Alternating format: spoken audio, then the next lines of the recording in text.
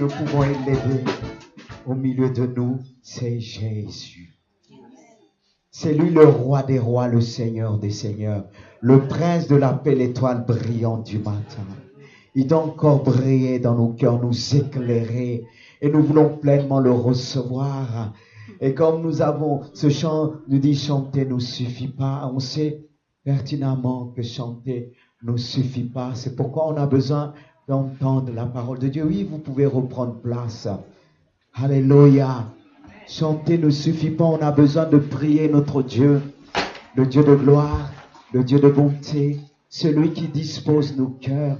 Et le désir de mon cœur ce matin est que Dieu puisse disposer pleinement notre cœur. C'est pourquoi nous avons besoin de la prière. La prière est une arme que Dieu utilise. La prière est une arme que Dieu utilise aussi pour disposer nos cœurs.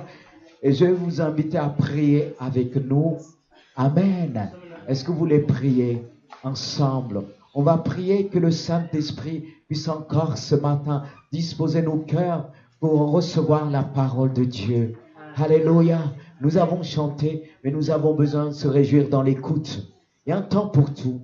Il y a un temps pour chanter. Il y a un temps pour célébrer le Seigneur. Il y a un temps pour entendre, pour écouter. Car la foi vient de ce qu'on entend. Et ce que nous entendons vient de la parole de Dieu. Est-ce qu'on peut prier ensemble, élever le Seigneur qui puisse disposer nos cœurs ce matin? Car le Saint-Esprit est ici. Il nous a laissé sa parole. Seigneur, ce matin, nous voulons te dire merci. Merci pour cette parole que tu nous as laissée, cette parole qui est utile vraiment pour notre enseignement, cette parole qui nous bénit, cette parole qui nous restaure. Et nous te remercions pour l'instrument que tu as choisi ce matin pour nous bénir, pour nous restaurer, Seigneur. Que tu bénis ton serviteur que tu as envoyé derrière jusqu'ici. Merci pour sa famille. Merci, Seigneur mon Dieu. Tu vas nous étonner. Étonne-nous, Seigneur. Étonne-nous, s'il te plaît. Étonne-nous. Seigneur, tu as dit tout passera, mais celui qui fait ta volonté demeure éternel. Amen. Et ce qui nous aide vraiment à demeurer dans ta parole, à demeurer en toi, c'est cette parole et le Saint-Esprit que tu nous as laissé. Seigneur, ta parole va guérir ce matin. Tu as envoyé ta parole est guérie. Envoie encore cette parole dans les cœurs. Cette parole qui est une parole prophétique. Et nous te remercions, Seigneur Jésus. Sois béni, sois élevé, sois glorifié. Amen. Est-ce que vous êtes toujours là ce matin? Pour entendre la parole de Dieu. On a besoin de recevoir la parole de Dieu. Le pasteur Thierry Aod qui va nous apporter la parole de Dieu. Je vais lui laisser toute la place. Est-ce qu'on peut l'encourager? C'est vrai, c'est pas pour le mettre mal à l'aise, pour élever les hommes de Dieu. Car celui que nous voulons élever, c'est Jésus. Alléluia. C'est lui qui élève son église. Et quand on applaudit pour encourager les frères, c'est pas en sorte qu'on les applaudit en disant pour élever leur ego. Non. Pour élever le Seigneur Jésus-Christ en eux. Amen. Et que le nom du Seigneur soit béni. Merci. Alors au Seigneur. Voilà, rassurez-vous, je me sens très à l'aise parmi vous. Je me sens comme à la maison. Alléluia.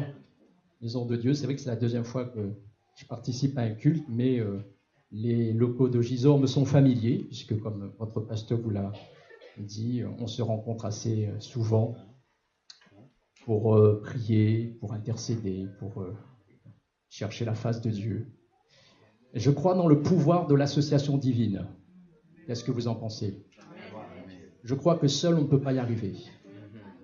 Mais que à deux, à trois, à plusieurs, on peut y arriver. Je crois que Dieu bénit quand il y a une association qui vient de lui. Amen. Et je crois que Dieu veut nous bénir à travers sa parole. Pour moi, un culte où il n'y a pas la parole ne serait pas un culte complet. Et la parole de Dieu, l'écoute de la parole de Dieu, le moment de la prédication fait partie de l'adoration. Vous êtes d'accord avec ça? Parce que vaut une adoration si les cœurs ne sont pas disposés à entendre ce que Dieu veut nous dire? Que vaut nos chants, nos louanges, si nos cœurs ne sont pas disposés à obéir à ce que Dieu veut nous dire dans sa parole? Alors je crois que ces moments forment un tout. J'ai bien aimé ces moments de louange et de chant. J'ai l'impression que quand notre sœur Yoshi est partie, ça peut durer des heures. Non, vous n'avez pas cette impression? Ça peut durer des heures. Mais c'est bien parce que dans la présence de Dieu, on ne voit pas le temps passer. Et comme on est encore sur la terre, il faut écourter ces moments. Quand on sera au ciel, eh bien, on pourra louer sans problème, indéfiniment, sans limite de temps. Gloire à Dieu. Je vous transmets les salutations de l'Assemblée d'Asnières. Voilà, nous pensons aussi à vous, à travers les nouvelles que me donne Lys. Eh bien, nous pensons aussi à vous et que vraiment, nous puissions ensemble, dans cette région parisienne ou normande, puisqu'on sommes en Normandie, eh bien, faire progresser l'œuvre de Dieu, faire progresser l'œuvre de l'Évangile. Alors, sans plus tarder, je vous invite à lire avec moi dans le livre des psaumes. Pour commencer cette méditation ce matin, je vous invite à lire dans le livre des psaumes quelques versets dans le psaume, d'abord le psaume 127. Pensez qui est dans mon cœur pour vous, pour l'église de Gisors. C'est une pensée que j'ai eue dans mon cœur pour la nouvelle année concernant l'église d'Asnières. C'est quelque chose qui pour moi est prioritaire, quelque chose d'essentiel, quelque chose de crucial. J'aimerais vous parler ce matin, nous encourager plus exactement sur le thème de la famille. Et le titre de mon message, le thème de mon message, c'est « Être un témoin dans sa famille ». Le psaume 127, verset 1 nous dit ceci. « Si l'Éternel ne bâtit la maison », on pourrait dire la famille aussi, hein. « Si l'Éternel ne bâtit la maison, ceux qui la bâtissent travaillent en vain. » Travaillent pour du vent, travaillent pour rien du tout. « Si l'Éternel ne garde la ville, celui qui la garde veille en vain. En vain, vous levez-vous matin, vous couchez-vous tard, et mangez-vous le pain d'affliction. Il en donne autant à son bien-aimé pendant qu'il dort. Voici que des fils, on pourrait dire aussi des filles, sont un héritage de l'Éternel. Le fruit des entrailles est une récompense. Comme les flèches dans la main d'un héros, ainsi sont les fils de la jeunesse.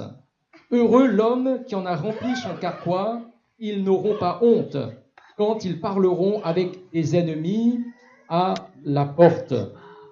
Et on peut continuer quelques versets dans le psaume 128 parce que c'est le même thème qui est abordé, le thème de la famille. Heureux quiconque craint l'Éternel et marche dans ses voies. Tu jouis alors du travail de tes mains. Tu es heureux, tu prospères. Gloire à Dieu. Ta femme est comme une vigne féconde. Amen. Ça pour nous, Marie, c'est une bonne chose. C'est une belle promesse. Il ne fallait pas aller là-bas. Dans l'intérieur de ta maison.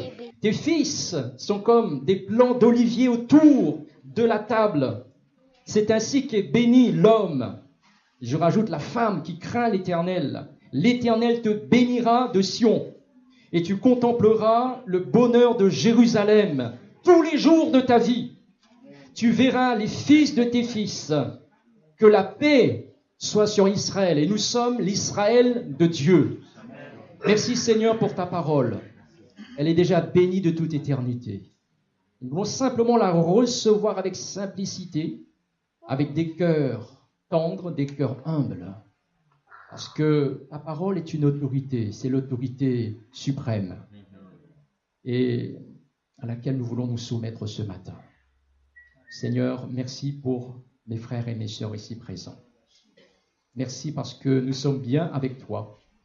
Mais permets-nous encore ce matin de faire un pas de plus avec toi et de grandir dans notre connaissance de tes voies. Seigneur, remplis-nous du Saint-Esprit. J'ai besoin de ton Saint-Esprit pour annoncer ta parole.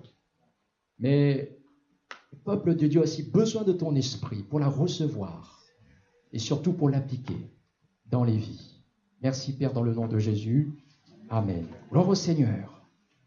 Gloire à Dieu. Alors, Pasteur Lys m'a dit qu'ici à Gisors, on prend le temps et je me réjouis de cela Parce que souvent dans nos assemblées, on est pressé par le temps. Et dès que midi s'approche, les gens deviennent un peu fébriles. On ne sait pas trop pourquoi. Ils commencent un petit peu à bouger sur leur chaise, à s'impatienter, à stresser, à penser au repas. Mais le frère m'a rassuré, ici à Gisors, on prend le temps. Et parfois, on va jusqu'à 13h, 14h. Alors, je me sens libre ce matin de prendre mon temps. Amen. Amen. Alléluia. Merci encore pour l'invitation du pasteur Lys. C'est non seulement un collègue dans le ministère, mais c'est un ami. Et je dis qu'on a beaucoup de collègues, mais on a peu d'amis dans le ministère pastoral. Il fait partie de ces amis sur qui je peux compter. Ça, c'est bien. Et aussi, il peut compter sur mon amitié. Alors, Dieu soit béni. La famille. La famille. Nous sommes tous concernés ce matin, n'est-ce pas? Personne ne peut dire, moi, je ne suis pas né dans une famille, je n'ai pas... Nous sommes tous concernés et je crois véritablement que Dieu veut bénir nos familles. Sache, avant même d'aller plus loin, que Dieu veut bénir ta famille. Qui que tu sois, Dieu veut bénir ton entourage familial. Il a des promesses à cet égard. Ces promesses sont oui, amen en Jésus. Et ce sont des choses que vous connaissez déjà. Simplement, on veut s'encourager, se rappeler des vérités de base ce matin. La famille, c'est ce qu'il y a de plus précieux. Après le salut que Christ nous a acquis à la croix de Golgotha. Alléluia. La famille, c'est ce qu'il y a de plus précieux que nous devons préserver à tout prix. Et la famille, c'est une priorité dans le plan éternel de Dieu. Nous adorons Dieu le Père, de qui provient toute famille dans les cieux et sur la terre. La famille, c'est une priorité de Dieu avant même que nous, humains, nous ayons été créés. Dieu avait déjà à cœur la famille. Il est appelé le Père. Alléluia, le Père. C'est dans le cœur de Dieu. C'est dans le cœur de notre Père, la famille. Il veut bénir la famille.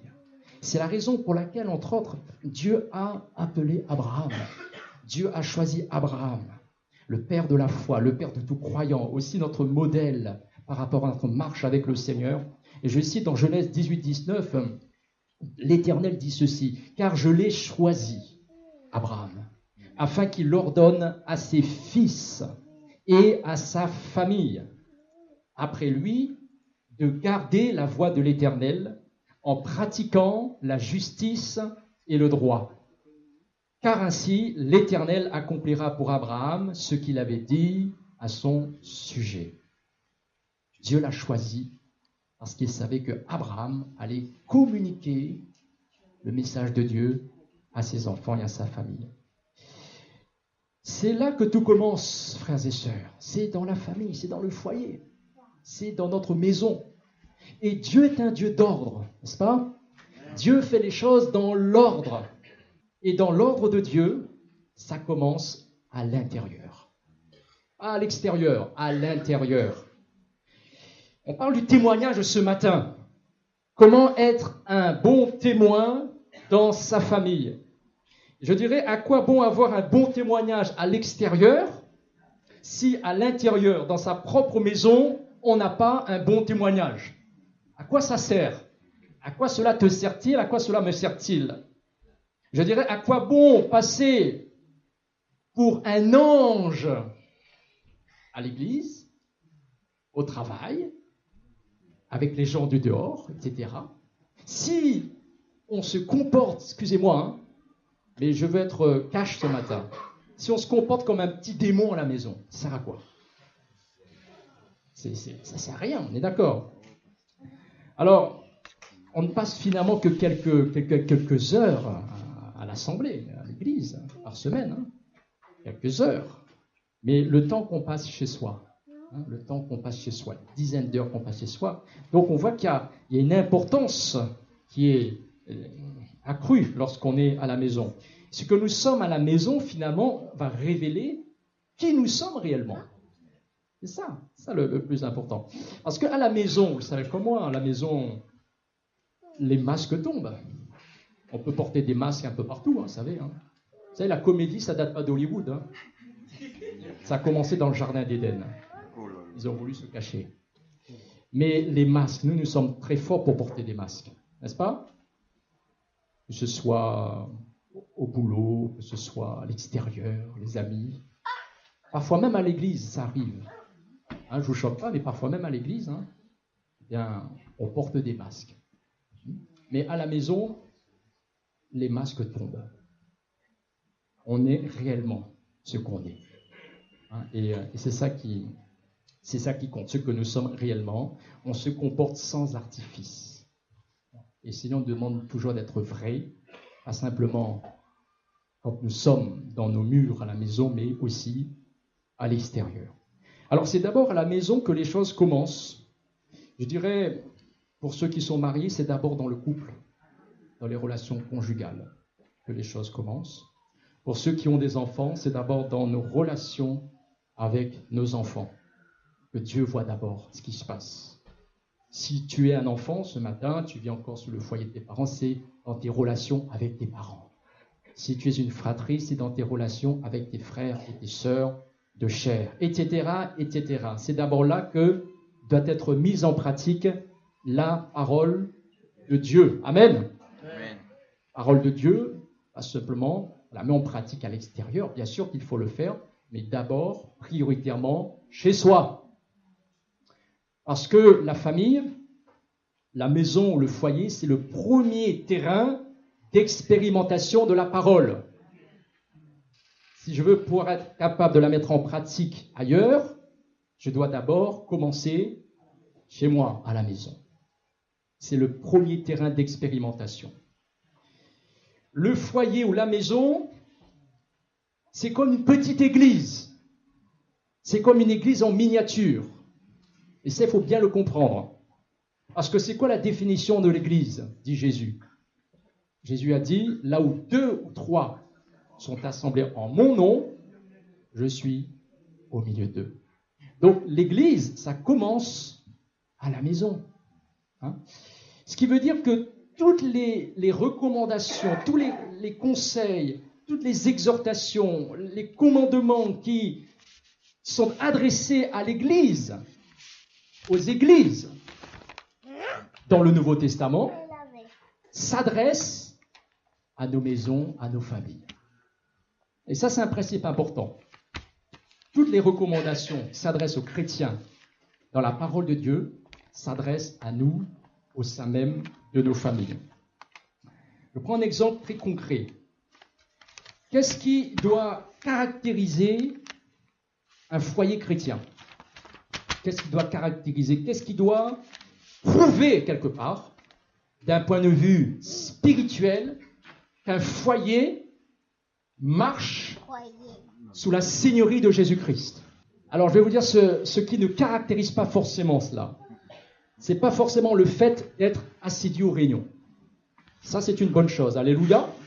Je vous encourage à être fidèle à toutes vos réunions. Ce que je dis aussi aux chrétiens dernière. Mais ça, ce n'est pas forcément le plus important.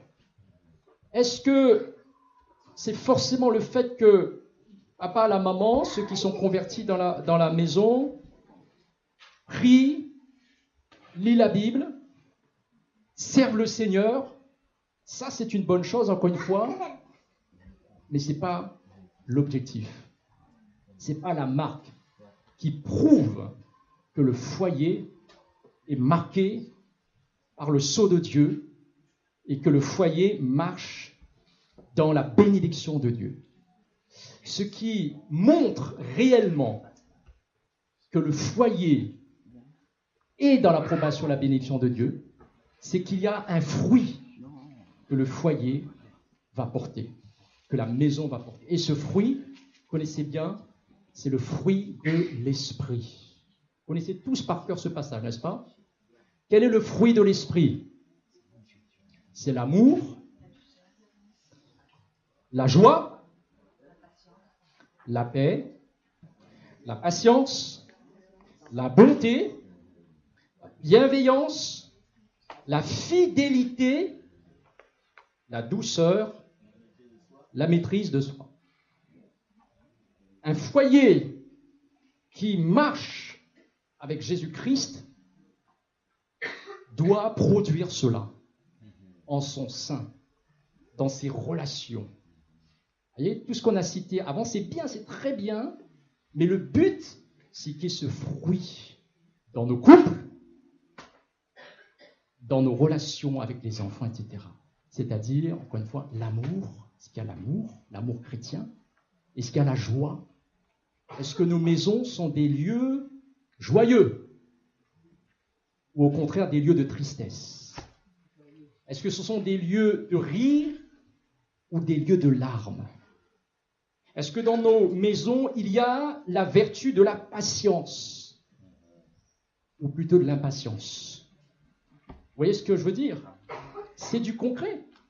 On dit qu'on est chrétien. Mais montre-moi tes œuvres. Montre-moi le fruit que tu produis étant chrétien dans ton couple, dans tes relations avec tes enfants, etc., etc. Ça, c'est la marque de l'esprit. Et je vous rassure, ce n'est pas vous qui allez le produire, c'est l'Esprit de Dieu. Parce que c'est le fruit de l'esprit.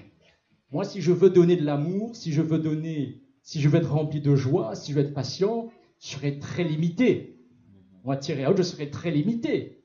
À un moment donné, ça va déborder. Et si le Saint-Esprit me canalise et me remplit, alors je serai capable, tu seras capable, vous serez capable de produire cela dans votre couple, dans votre relation avec vos enfants, etc. C'est le fruit de l'esprit. Donc, si le foyer n'est pas animé de l'esprit de Christ, ces choses-là, niet, on ne va pas les voir.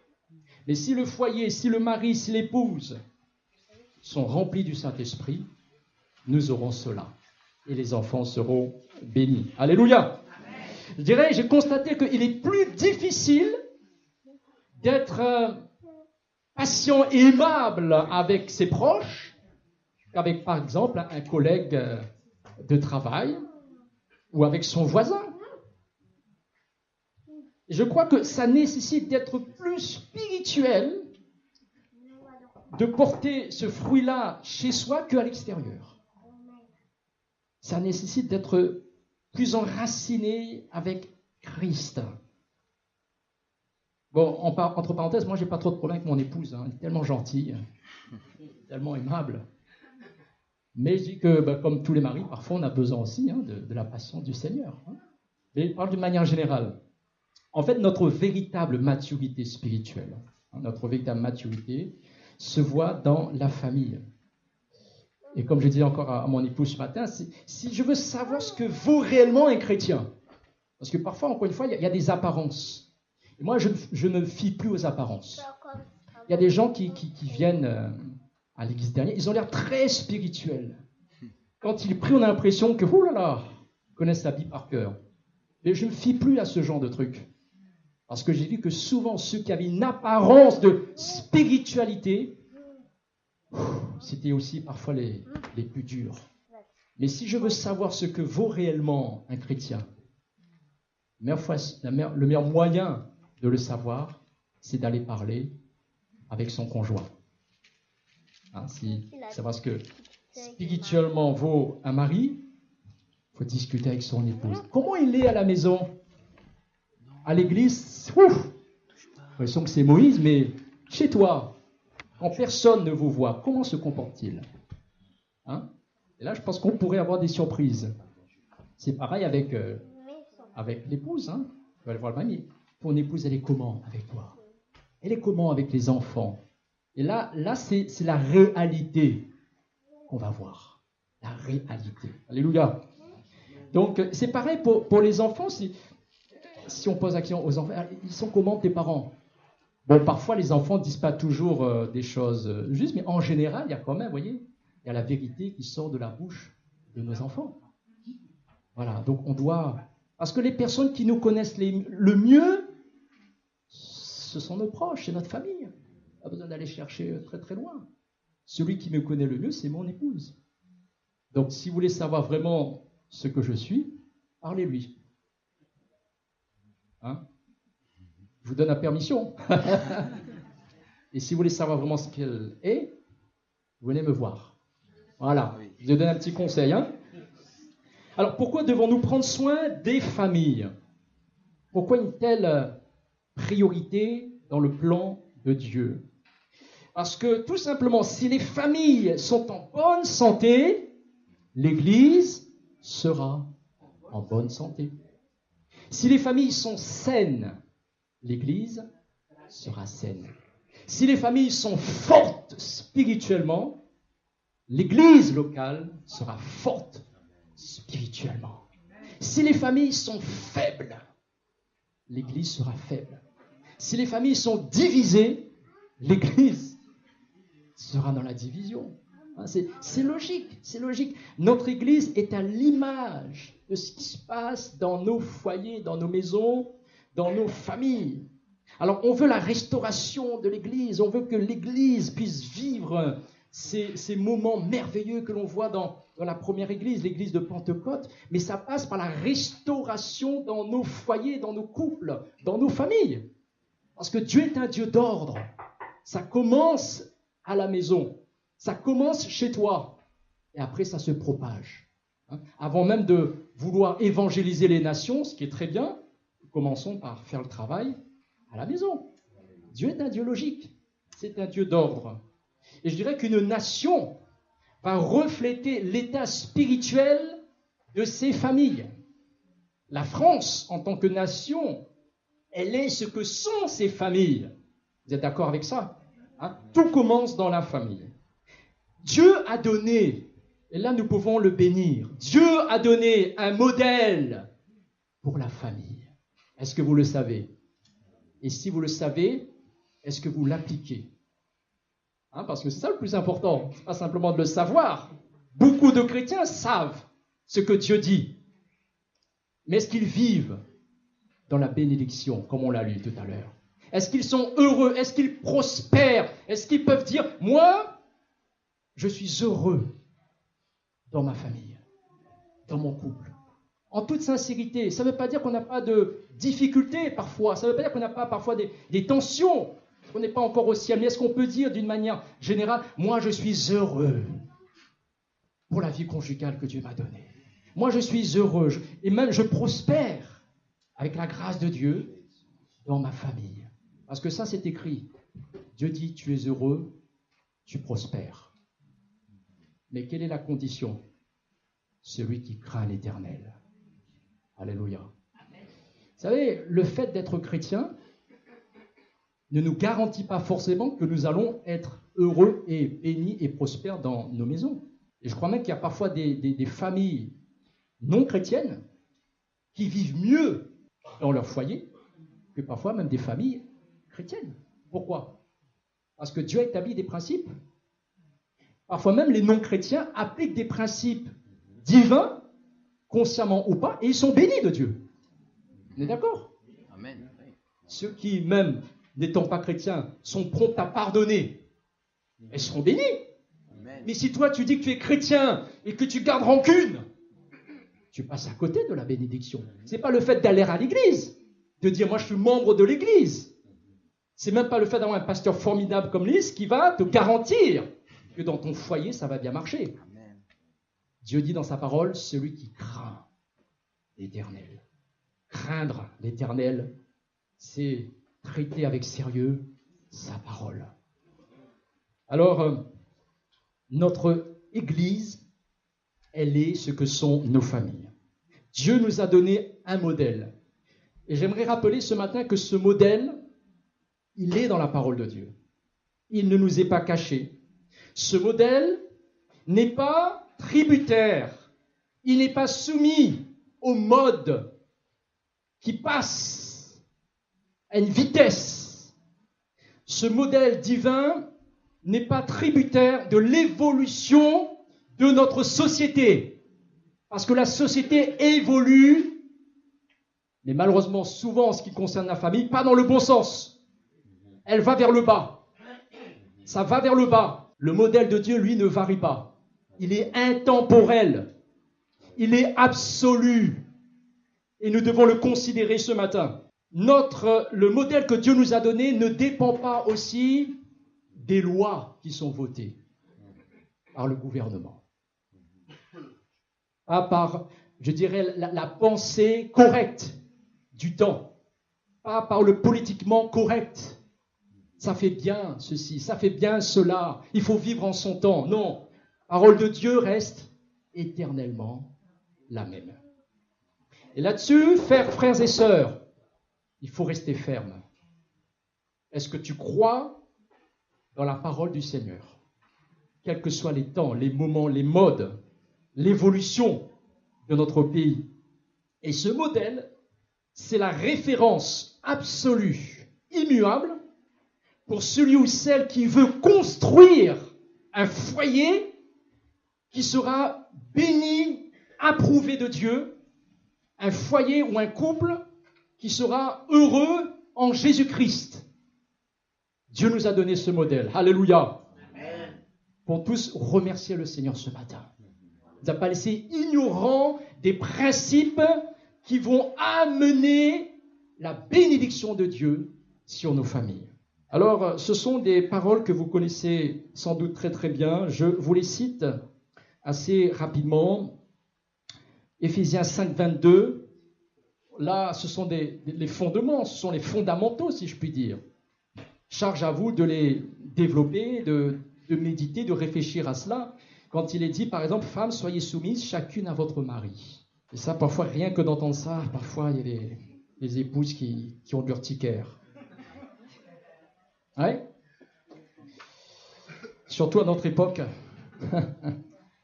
Mais avant d'aller plus loin, sachez que la soumission biblique, c'est une bénédiction et c'est une sécurité pour celui qui, là en l'occurrence pour celles qui la comprennent bien. Celui qui ne va pas dans ce modèle de soumission, quel qu'il soit, se met en dehors et de la bénédiction et de la protection de Dieu. Car le mari est le chef de la femme, comme Christ est le chef de l'Église, qui est son corps dont il est le sauveur. Et là aussi, il dit souvent, être chef, c'est pas être l'adjudant-chef. Parce que moi, j'ai fait mon service militaire, j'avais un adjudant-chef. Et quand il dit, il faut faire quelque chose, il faut obéir. Oui, mon adjudant. C'est pas ça, être le chef de sa femme. C'est pas lui dire, hein, c'est pas votre bonne, hein. Voilà. Être le chef, c'est être l'exemple. La tête. Et en tant que mari, on doit être des leaders spirituels. Alléluia. Alors, il y a parfois des situations où le mari n'est pas converti. Donc, c'est la femme qui aura ce leadership. Et elle va prier pour que son mari se donne au Seigneur et prenne sa place dans le Seigneur. Donc, il est le chef de son foyer. Et comme l'Église se soumet au Christ, que les femmes se soumettent en tout chacune à son mari. Mari, aimez chacun votre femme. Et là, je précise, aimez vos épouses d'une manière inconditionnelle. N'attendez pas qu'elles satisfassent à tous vos besoins, tous vos désirs. Aimez vos épouses comme elles sont, de manière inconditionnelle. Hein. Voilà. Comme le Christ a aimé l'Église et s'est livré lui-même pour elle. Alors, une parole pour les enfants. Enfants, il y a des enfants ce matin au milieu de nous, hein, des petits et des grands. Enfants, obéissez à vos parents selon le Seigneur. L'obéissance. Vous avez remarqué que l'obéissance, c'est pas pour vous, moi j'ai 5 enfants, nous avons 5 enfants. L'obéissance, c'est pas quelque chose de facile chez les enfants. C'est pas pour vous, peut-être que ça marche à claquant des doigts comme ça, mais moi j'ai remarqué que pour qu'ils soient obéissants, il faut se lever de bonne heure. Hein. Et nous aussi, on est un peu comme des enfants, parfois on a du mal à obéir, non? Vous ne pensez pas? Hein? Mais le propre de l'enfance, souvent, c'est de vouloir faire ce qu'on a envie de faire. Hein? Alors ne soyons pas comme les petits-enfants, hein? Mais les enfants, ils ont parfois du mal à obéir à leurs parents. Pourtant, la Bible dit, enfants, obéissez à vos parents selon le Seigneur, car cela est juste. Honore ton père et ta mère. Et ça, pour moi, c'est pas seulement quand l'enfant il est tout petit, c'est jusqu'à la fin de mes jours, je me dois d'honorer mes parents. Vous êtes d'accord avec ça? Moi, j'ai des parents qui maintenant sont à la retraite, mais pour moi, c'est un point d'honneur de les honorer, de les bénir, de prier pour eux, etc. Hein, de les honorer jusqu'à la fin de leur jour, parce qu'ils nous ont portés. Ils nous ont portés, même s'ils n'étaient pas parfaits, mais ils nous ont aimés. Et nous devons les honorer. Et quand bien même ils n'ont pas été à la hauteur, nous devons les honorer, parce que nous sommes des chrétiens. Honorez vos parents, même si vous êtes déjà adultes. Et puis les petits, honorez les parents aussi que vous avez. Et là, il y a une promesse. Hein, c'est le premier commandement accompagné d'une promesse, afin que tu sois heureux et que tu vives longtemps sur la terre. longévité promis par le Seigneur. Et puis un dernier conseil, et vous pères, on pourrait dire vous parents, parce que de nos jours il y a aussi des foyers monoparentaux. Hein. Oui, vous pères, mères, n'irritez pas vos enfants, mais élevez-les en les corrigeant ou en les disciplinant, en les avertissant selon le Seigneur. Ce sont les principes fondamentaux. Hein. Et on ne peut pas vouloir la bénédiction de Dieu si on passe outre tous ces principes. Alors, j'avance parce que plus que jamais, la famille, le mariage en particulier, et je vous rappelle que ce sont des institutions d'origine divine. Vous savez, le mariage, ça vient de Dieu. Hein. Ce n'est pas un homme qui a institué le mariage. C'est le Créateur. Il n'est pas bon que l'homme soit seul. Et je le ferai une aide qui soit son vis-à-vis. Le mariage vient de Dieu. Et tout ce qui vient de Dieu est bon. Alléluia. Mais parce que ça vient de Dieu, il y a quelqu'un qui n'aime pas cela et qui veut détruire cela. Et là aussi, je prends conscience, frères et sœurs, que pour vivre une vie familiale bénie et heureuse, il y a un combat à mener. Ça ne vient pas tout seul. Vous savez ce qu'on a vécu ces derniers temps avec mon épouse. Elle est passée par une période très difficile, physiquement, même spirituellement, même psychiquement. J'ai pu mieux mesurer que l'ennemi de nos âmes fera tout pour détruire nos familles, détruire nos couples. Il faut en être conscient. Parce que c'est tellement bon, parce que ça vient de Dieu, parce que c'est divin, il y en a un qui fera tout pour saccager cela. Il y a un combat spirituel à mener pour que nos familles soient ancrées et bénies de Dieu, ancrées dans le ciel et bénies de Dieu. Il y a une persévérance à avoir, et c'est valable pour chacun d'entre nous. Il y a parfois des problèmes qui surgissent dans les foyers, on se demande mais d'où ça vient. Ah, ça peut être aussi d'ordre spirituel. Hein. Et là, nous devons vraiment crier à Dieu. Et dans ces derniers jours, et ça on le voit dans l'évolution de la société, de la même manière que pour Dieu c'est une priorité la famille, pour Satan c'est une priorité à détruire. Et de plus en plus, nos familles seront la cible des attaques de l'ennemi. Comment s'y prend-il ? Il veut détruire, vous savez, il s'appelle le destructeur. Il veut détruire le modèle établi par Dieu. Il y a un modèle. Et ce modèle, par tous les moyens, il veut le faire voler en éclats. Hein? Donc, vous comprendrez de plus en plus que tous les courants de pensée, les lois, etc., vont à l'encontre du modèle que Dieu a donné dans sa parole. Il fait tout pour renverser les valeurs, pour avilir, pour souiller, pour corrompre. Un seul exemple, fondement du mariage. Dieu a dit dans Genèse 2,24, c'est pourquoi l'homme quittera son père et sa mère et s'attachera à sa femme, et ils deviendront une seule chair. C'est quoi la définition du mariage selon Dieu ? Pour moi, il n'y a pas d'ambiguïté. Hein ? C'est un homme et une femme. Point à la ligne. Dieu a uni Adam et Ève. Non, ce modèle-là, il reste immuable. Hein, c'est le modèle de Dieu. Alors, l'un des signes des temps de la fin aussi, la Bible nous en parle dans 2 Timothée 3,2, je cite, c'est que les enfants seront de plus en plus rebelles à leurs parents. Et là, vous devez aussi bien en être conscient, mes frères et mes sœurs. Il y a une influence spirituelle. Pas simplement mon petit, il est rebelle. Non, ça va plus loin que cela. Cette rébellion, elle gangrène la société. Et cette rébellion, en fait, ce n'est pas simplement envers les parents, mais envers toute forme d'autorité. Vous savez, la société que Dieu a voulu, elle ne peut pas exister sans le principe de soumission et d'autorité. Et si on n'a pas compris ça, on aura toujours des problèmes. Toute forme d'autorité, c'est-à-dire, on le voit déjà, les plus petits à l'école, plus en plus, et ce n'est pas forcément des chrétiens qui disent, même des gens qui ne connaissent rien à la vie, de plus en plus, ils manquent de respect, les petits là. Avant, c'était le collège, après, c'est l'école primaire, maintenant, c'est la maternelle qui commence parfois même à monter sur le maître, la maîtresse. Il y a un esprit derrière tout cela. Toute forme d'autorité, ça commence bien sûr dans le foyer, mais après, c'est l'école, professeurs, les policiers, et aussi, dans le milieu chrétien, les pasteurs, forme d'autorité. Hein? Et là, on voit qu'il faut faire attention à cela, parce qu'il y a un esprit qui pousse les gens à l'insoumission et à l'indépendance. Et je vous rappelle que cet état d'esprit, c'est l'état d'esprit qui a animé Lucifer. L'insoumission, l'indépendance, qui a fait de lui un ange déchu. Hein? Donc ça ne doit pas nous étonner parce que celui qui gouverne ce monde, eh bien c'est l'ange de lumière. Il véhicule cet esprit de rébellion dans nos institutions, à l'école, etc., pour contaminer les enfants, afin qu'ils se dressent contre leurs parents. Donc c'est là qu'il faut combattre aussi. Je m'oppose à tout esprit de rébellion dans la vie de mes enfants, au nom de Jésus-Christ. Bénissez les enfants. Leur faire comprendre que c'est dans la soumission qu'on est béni. Soumission à la parole, mais la soumission aux autorités que Dieu a placées sur nos vies. Alléluia.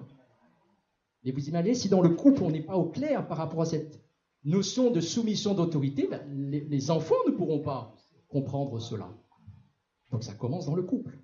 Il faut que le mari et l'épouse fonctionnent bien. Pas que la femme prenne la place de l'homme, que l'homme abuse de la femme. Voyez ? Donc ça commence dans le couple. Alors maintenant, quelle est notre première responsabilité en tant que parents chrétiens ? On va lire dans Hébreux 11:7. Prends l'exemple de Noé. Noé, c'était un homme juste en son temps, un modèle. Et nous avons besoin de modèles. Amen ? Il n'était pas parfait, hein ? Il avait un petit peu tendance à picoler. Mais quand même, c'est un modèle au niveau de la famille. Hébreux 11:7. C'est par la foi que Noé, divinement averti de ce qu'on ne voyait pas encore, et ça c'est le principe de la foi, on voit, on sent, on ressent ce que les autres ne voient pas. Un homme de foi, il voit l'invisible. Et lui, il voit ce qui va venir, il voit le déluge qui va venir sur sa génération. Et nous sommes aussi à un temps où un déluge va venir. Et lui, il voit les choses. Et parce qu'il voit, il va construire, il va bâtir quelque chose. Il va construire une arche. Il construisit une arche pour sauver sa famille.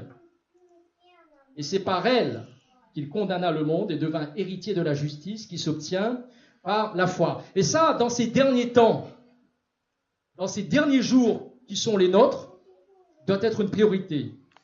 Nous, parents, nous devons construire une arche de salut pour sauver nos enfants ou nos proches, ça peut être aussi nos parents, nos frères et sœurs de chair, ceux qui ne sont pas encore rentrés dans l'arche du salut, parce qu'il y a un déluge qui a commencé déjà, déluge sur ce monde, qui va emporter ce monde. Et c'est là que parfois, je me dis, mais parfois certains parents ne sont pas conscients des temps dans lesquels nous sommes. Parce que parfois, en discutant avec des parents, on a l'impression que pour eux, leur objectif, c'est que leurs enfants puissent, si je puis dire, se construire un beau palais sur la terre, avoir une belle vie, un bon travail, un bon conjoint, une bonne situation, etc. Mais ça ne va pas plus loin. Mais ça, ce n'est pas une arche de salut. Hein. Ça, c'est peut-être un beau palais, mais un palais éphémère et très fragile, qui va être emporté par le jugement de Dieu. Il faut qu'on prenne conscience de cela. Parfois, la priorité des parents, même chrétiens, c'est simplement leur garantir un avenir matériel. Alors, encore une fois, c'est très bien cela. Moi-même, j'encourage. Mais ce n'est pas l'essentiel.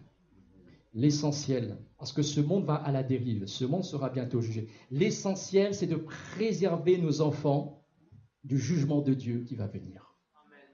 Qu'ils entrent dans l'arche du salut. Et ça, ce n'est pas que Noé qui en a reçu la responsabilité. C'est nous tous, parents chrétiens. Nous devons construire une arche de salut. Cela veut dire qu'il y a des efforts. Ce n'est pas simplement tu vas à l'école du dimanche. Non, c'est bien plus que cela. Nous devons protéger nos enfants, c'est-à-dire protéger leur âme, protéger leur esprit, protéger leur cœur des choses nocives qu'il y a dans ce monde. Protéger nos enfants et nos ados en particulier, parce que l'adolescence est une période parfois difficile. Les protéger de ce déluge, alors c'est un déluge d'impureté. C'est un déluge d'impureté qui s'abat sur notre monde, un déluge de violence. Je ne sais pas si vous avez remarqué, mais peut-être pas, mais les films sont de plus en plus violents. De plus en plus, il y a de la violence. Et c'est une violence qui va grandissante. Dans les médias aussi, il y a de plus en plus de violence. Protéger nos petits de cette vague de sorcellerie, d'occultisme. Et là, nous devons en être conscients. Parents, soyez vigilants. Nous, on est effarés, mon épouse et moi, de voir ce qui circule dans les écoles maternelles, les écoles primaires. On leur fait apprendre des poèmes, histoires de sorciers, de sorcières, de monstres. On leur demande même de faire des dissertations là-dessus. On demande d'apprendre des choses qui prônent l'occultisme et la magie. Et ça, c'est pas anodin, c'est pas le hasard, cela. Il y a derrière quelqu'un qui manipule, qui tire les ficelles. Mais si nous sommes parents, nous devons être conscients, vigilants de ces choses, vérifier ce qu'ils ramènent à la maison, ce qu'on leur demande de lire, étudier. Parfois, même ce qui se passe dans les milieux scolaires. Parler hier de la sophrologie, du yoga. Parfois maintenant des maîtresses ou des profs qui font faire ça aux petits, sans même l'autorisation des parents. Mais on a dit qu'on dépasse certaines limites. Moi, je suis contre toutes ces formes-là de sophrologie, de yoga. On en parlait hier, médecine parallèle. Ça, c'est un traquenard. Donc, il faut être conscient de cela. Une vague d'occultisme. Alors, c'est aussi dans les chansons. Les chansons, maintenant, il y a beaucoup d'immoralité, de violence, etc. Donc, faire attention à ce qu'ils écoutent à longueur de journée. Tous les ados. Les jeux vidéo, n'en parlons pas. Il y a beaucoup de magie, d'occultisme, d'images subliminales dans les jeux vidéo. Il y en a qui sont addicts à ça, ils n'arrivent même plus à s'en passer. Films, Internet, etc.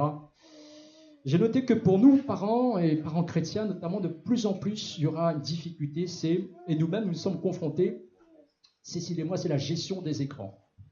Gérer les écrans, c'est pas facile ça. Non? Comment vous faites, vous?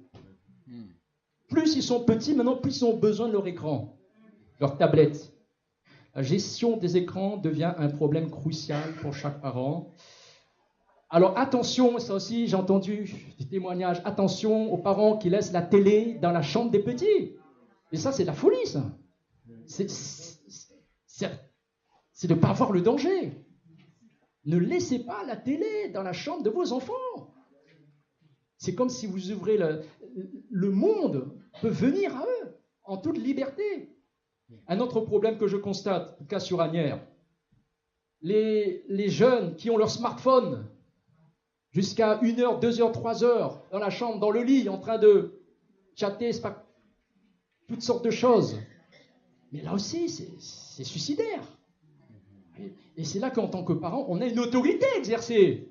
C'est pas tu fais comme tu veux, mon petit, je t'aime bien. Non. Aimer, c'est aussi discipliner, on l'a vu. Aimer, c'est avertir, on l'a vu. Aimer, c'est prévenir des dangers.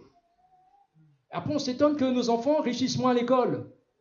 Et si on fait un petit interrogatoire, jusqu'à 2h du mat, ils ont chatté avec les copains et les copines. Sans parler de ce qui peut se faire aussi. Soyons conscients, ce sont des choses pratiques. Charge à nous d'être vigilants par rapport à cela. Alors, récemment, je voyais une émission qui parlait des dangers des écrans. Il y a le danger, on parlait de la santé hier, le danger du surpoids, de l'obésité. Pourquoi? Parce que plus on est devant l'écran, moins on bouge forcément, moins on fait du sport. Et le Seigneur veut aussi qu'on prenne soin de notre corps. Nous sommes le temple de l'esprit. Problème d'obésité, problème d'insomnie, troubles du sommeil chez nos petits, troubles scolaires, fatigue, perte de concentration, perte de mémoire, même des troubles relationnels. On a vu, un médecin a constaté que un petit ou des petits qui constamment regardaient la télé ou faisaient des jeux vidéo, à un moment donné, ils ne connectaient plus avec leur environnement familial ou autre. Ils étaient dans leur bulle, repli sur soi. On parle même d'autisme virtuel, à cause de toutes ces images, à cause de ces écrans. Et on a constaté qu'en arrêtant, en privant le petit de tous ces écrans de la télé, etc., il redevenait normal. Vous voyez? Donc c'est une réalité, repli sur soi, isolement, et puis sans parler de tous les prédateurs sexuels qui circulent sur la toile, qui se cachent derrière des pseudos, mais ça aussi c'est un danger. Et nous devons prévenir les enfants de cela, en tout cas être vigilants. J'ai relevé, alors je vous donne quelques exemples concrets, j'ai relevé aussi que Facebook, beaucoup de jeunes sont sur Facebook, et Facebook, ça peut être intéressant, ça peut être très très bien, mais Facebook aussi va pousser les jeunes à se comparer les uns et les autres. Donc ça va favoriser une mentalité de comparaison, parce que c'est à qui sera le plus beau, la plus belle, le plus in, la plus in, plus original, etc. Vous voyez? il y a un esprit de compétition qui est généré par Facebook, et ça va aussi provoquer une sorte d'addiction au regard des autres. On vit uniquement à travers ce que les autres pensent de soi. Ça provoque une addiction de l'approbation des autres. Et plus il y a des gens qui aiment, comme on dit, qui aiment, plus on se sent bien. Et ça, c'est très artificiel, c'est très virtuel. Hein, et quand les gens se détournent de soi, bien, l'image de soi, elle s'écroule. Un problème de dévalorisation, problème de mésestime de soi. Alors ça, ce sont les dangers des écrans, de plus en plus. Et la priorité pour chaque parent chrétien, encore une fois, c'est que son enfant soit sauvé pour l'éternité, hein, préserver son âme pour l'éternité. Prenons l'exemple de Anne, elle a consacré Samuel à l'Éternel, et Dieu l'a béni. Samuel est devenu un instrument entre les mains de Dieu. Et lorsque nous devons consacrer nos enfants à Dieu, c'est dans l'idée que ce soit pour la gloire de Dieu. Il y a aussi le danger pour nous parents de vouloir que nos enfants réussissent, mais pour en tirer une certaine fierté personnelle. Ah, c'est mon petit, hein, c'est ma petite. Hein. Et quelque part, il y a un ego, voyez, qui va de pair avec la réussite de sa progéniture. Là aussi, il faut faire attention. Nos enfants appartiennent à Dieu. Et ce qu'on veut, on prie pour cela, c'est qu'ils glorifient le Seigneur. Hein? Il y a aussi parfois certains parents, parce qu'ils n'ont pas réussi à faire ce qu'ils auraient voulu faire dans leur vie, n'ont pas eu la réussite qu'ils auraient voulu, ils vont pousser leurs enfants à faire par exemple des études d'avocat, de tout ce qu'on veut, médecin, ingénieur, parce que quelque part, ils n'ont pas pu faire ça, mais ils veulent que leurs enfants puissent quelque part réussir. C'est comme une forme de revanche. Mais ça, c'est pas pour la gloire de Dieu, hein. Ça, c'est pour la gloire du moi. Il faut faire attention à cela. La vraie réussite pour un parent chrétien, c'est quand l'enfant, non seulement rencontre Jésus comme son sauveur, mais entre dans l'appel de Dieu pour sa vie. Et ça, c'est Dieu qui décide. C'est pas à moi de dire, mon enfant, tu feras ceci ou cela. C'est le Seigneur qui doit décider. Donc, je dois prier pour qu'il rentre dans l'appel de Dieu, qu'il glorifie le Seigneur. Alléluia. Alors, je disais tout à l'heure, ça va, vous tenez le coup? Hein? J'en ai pas pour trop longtemps encore. C'est aux parents, premièrement, et pas à l'église locale ou à l'école du dimanche, d'instruire les enfants dans les voies de Dieu. La responsabilité, c'est aux parents, premièrement. Merci Seigneur pour l'école du dimanche, pour les moniteurs monitrices, mais c'est pas ça le plus important. Le plus important, c'est ce que les parents font. Et le plus important, c'est d'être des modèles, de devenir des modèles, des exemples. Parce que l'enfant, lui, c'est pas trop nos paroles qu'il va retenir. C'est ce que nous faisons réellement, la manière dont nous vivons. Et c'est ça que l'enfant va retenir. Et il n'y a pas pire pour détourner un enfant de la foi, des voies de Dieu, que d'être un hypocrite. Il n'y a pas pire. Si vous voulez que vos enfants se détournent de Dieu, soyez des hypocrites. C'est-à-dire, en apparence, il y a une bonne apparence chrétienne, mais faites tout le contraire. Mais si vous voulez que les enfants accrochent au Seigneur, soyez vrais et sincères dans votre foi. Et là, encore une fois, ça ne veut pas dire qu'on est parfait. Personne n'est parfait. Nous trébuchons tous, nous faillissons tous en tant que parents, en tant que conjoints. Mais nous sommes sincères et nous voulons mettre en pratique la parole de Dieu. C'est ça que les enfants vont retenir. Hein? C'est ça que les enfants vont voir. Ils vont voir qu'il n'y a pas de décalage entre ce que nous disons et ce que nous faisons. Et plus les parents, quelque part, sont sérieux dans leur foi, ils sont engagés dans la vie de l'Église, plus les enfants vont imiter, vont suivre cet exemple. Une étude a montré que l'engagement des jeunes dans la vie de l'Église était en corrélation étroite avec celui de leurs parents. Les parents engagés et consacrés incitaient fortement leur progéniture à faire de même. C'est un exemple qu'ils vont suivre, c'est la force de l'exemple. J'aimerais terminer avec une petite anecdote que j'ai lue dans le livre, je ne sais pas si vous connaissez Bob Gass, il écrit des pensées quotidiennes, sa parole pour aujourd'hui. Il dit ceci, en fait c'est le témoignage d'une maman qui a écrit ceci. J'étais très affairé ce jour-là dans la maison, mais à vrai dire avec 6 enfants, et bientôt un 7e, ça fait quand même beaucoup, n'est-ce pas? Chaque journée ici était plutôt mouvementée. Ce jour-là, pourtant, la conduite de Georges, notre petit de 3 ans, rendait mon travail très difficile. Il suivait mes pas où que j'aille. À chaque pas, je trébuchais sur lui Je lui demandai plusieurs fois, ne veux-tu pas sortir un peu pour aller jouer à la balançoire? Il se contentait de sourire et de me dire, non maman, je préfère rester avec toi. Je perdis patience après lui avoir écrasé les orteils pour la 5e fois et lui demandai pourquoi il agissait de cette façon. Il me regarda de ses grands yeux et dit, la semaine dernière à l'école du dimanche, la monitrice m'a dit que nous devions marcher dans les pas de Jésus. Mais lui, je ne le vois pas, alors que toi, je te vois et je peux marcher dans tes pas à toi. Il y a un moment de dire, je le prie dans mes bras, les larmes aux yeux et une prière de reconnaissance pour cette leçon que je n'oublierai jamais. Une leçon sur l'influence que nous exerçons sur les autres. Une leçon enseignée par un petit gamin de 3 ans. Et cette maman a fait ce poème, cette prière. « Oh, quelle prudence je dois exercer! Un petit enfant me suit. Je ne peux m'écarter du droit chemin, de peur qu'il ne fasse de même. Je ne peux échapper à son regard, car il copie ce que je fais. Il pense que je suis la bonté même. Il accepte toutes mes paroles. Je dois me souvenir jour après jour, été comme hiver, que je construis les années futures de ce petit qui me suit. » Et on peut dire pour terminer que c'est vrai, c'est une tâche difficile. Que personne ne se sente jugé ce matin. Dieu veut nous bénir. Dieu veut nous encourager. Moi-même, le premier, j'ai besoin de son aide pour réussir. Et je ne peux pas réussir sans l'aide du Saint-Esprit. Vous ne pouvez pas réussir sans la puissance du Saint-Esprit. Si nous avons fauté, si nous avons mal agi, que ce soit dans nos couples, dans nos foyers, avec nos enfants, nos parents, Dieu veut nous pardonner. Dieu veut nous restaurer. Il ne veut pas que nous restions dans cet enfermement. Il veut nous libérer pour que nous allions de l'avant. Reçois cette promesse dans ton cœur.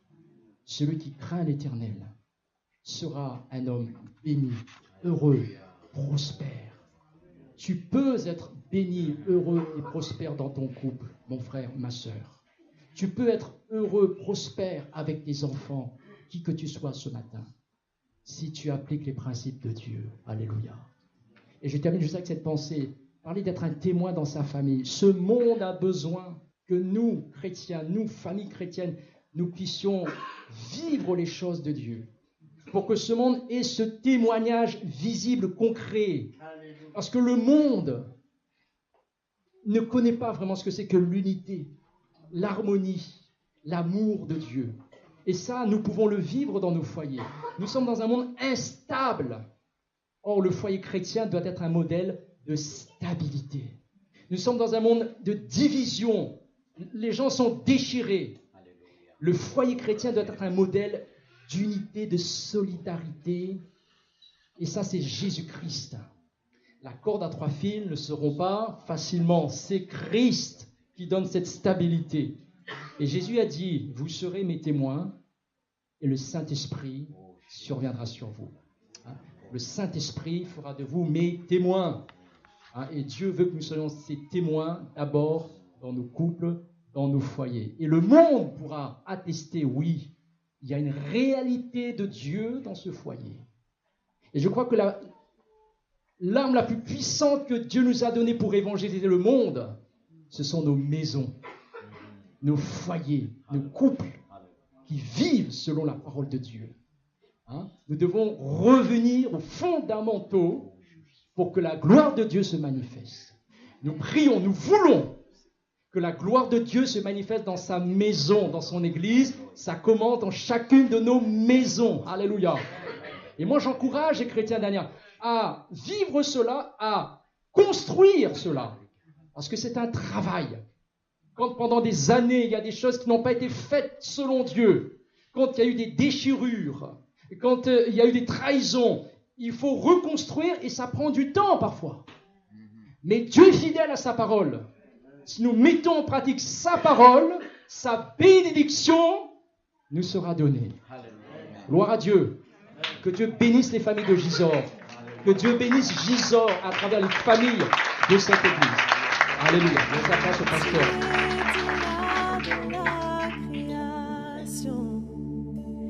Fils unique du Dieu très haut,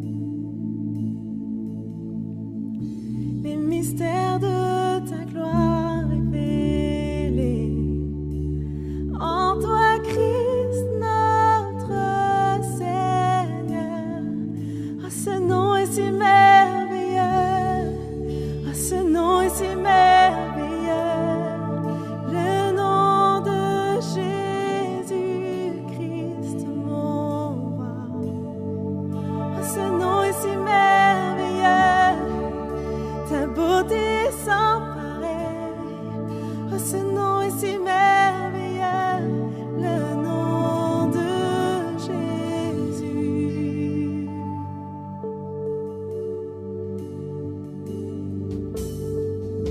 Tu n'as pas voulu les cieux sans nous. Alors Jésus, tu es venu. Ton amour a vaincu mon péché. Plus rien ne peut nous séparer. Oh, ce nom est si glorieux.